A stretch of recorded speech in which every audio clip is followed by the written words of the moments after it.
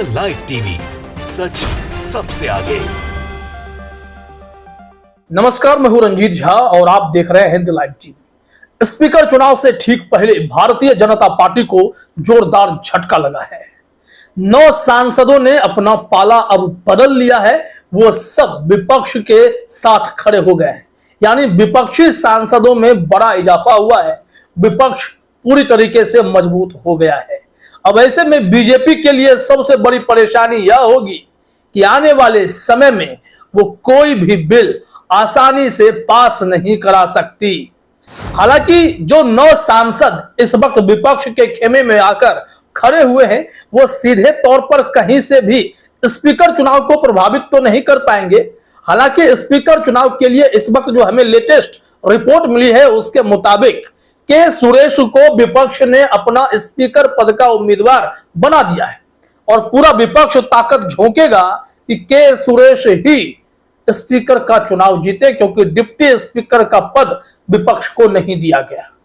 अब खेल सिर्फ इतने दूर तक की नहीं है, विपक्ष ने बहुत ही दूर का सोचा है। इसके मुताबिक जो 9 सांसद इस वक्त खड़े हुए हैं विपक्ष के साथ, वो किसी और के नहीं, बीजू जनता दल के, नवीन पटनायक जी के पार्टी के, जिन्हें ओडिशा में इस वक्त बीजेपी के हाथों हार देखनी पड़ी है। लेकिन यही नवीन पटनायक हैं जो बीते कुछ सालों में आंख मूंद कर केंद्र में तमाम मुद्दों पर बीजेपी का समर्थन किया, कई ऐसे बिल पास करवाए, हर चीज में उनका साथ बीजेपी को मिलता रहा था।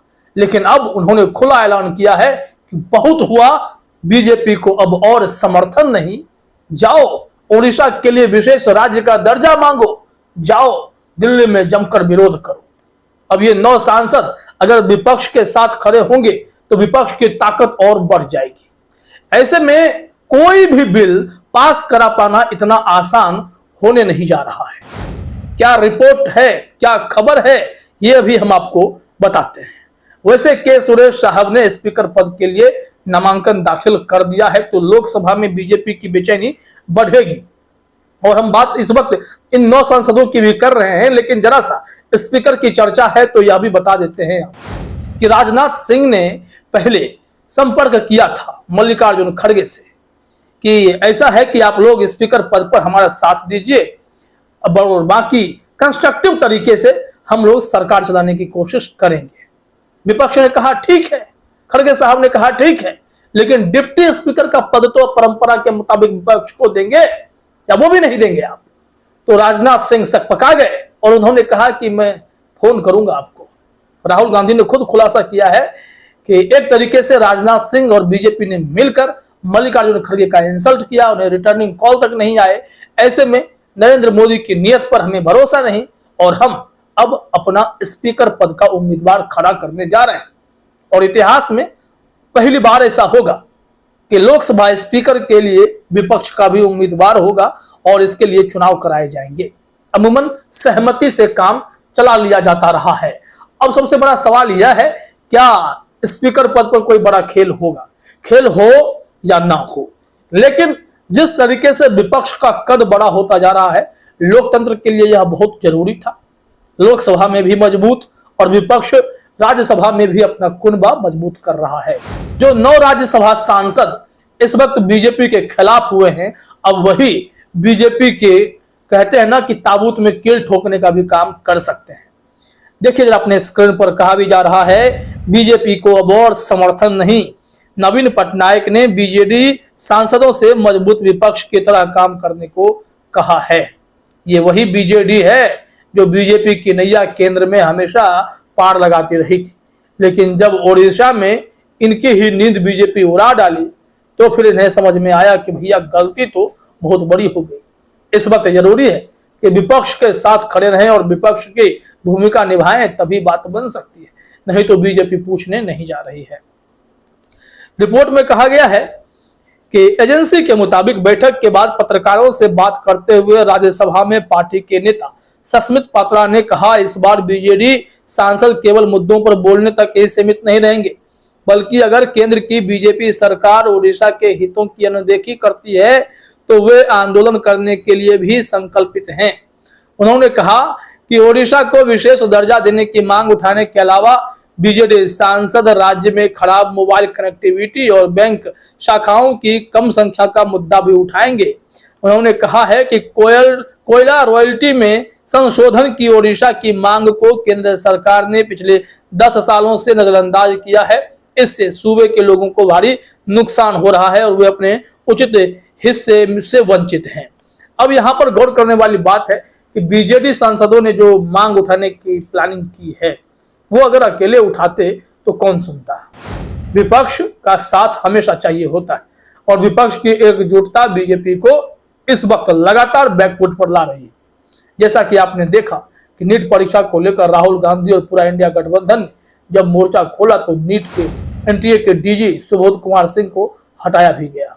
सड़कें टूटी, पुल टूटे। इस पर जब विपक्ष ने हमलावर होकर बीजेपी को घेरना शुरू किया तो आनंद फानंद में मरम्मत का कार्य भी शुरू हुआ। धीरे धीरे विपक्ष अपनी ताकत दिखाएगा तो लोकतंत्र के खिलाफ अगर कोई सरकार काम करेगी, अगर जनता विरोधी नीतियां आएंगी तो फिर ये विपक्ष ही है उन्हें रास्ते पर रखेगा।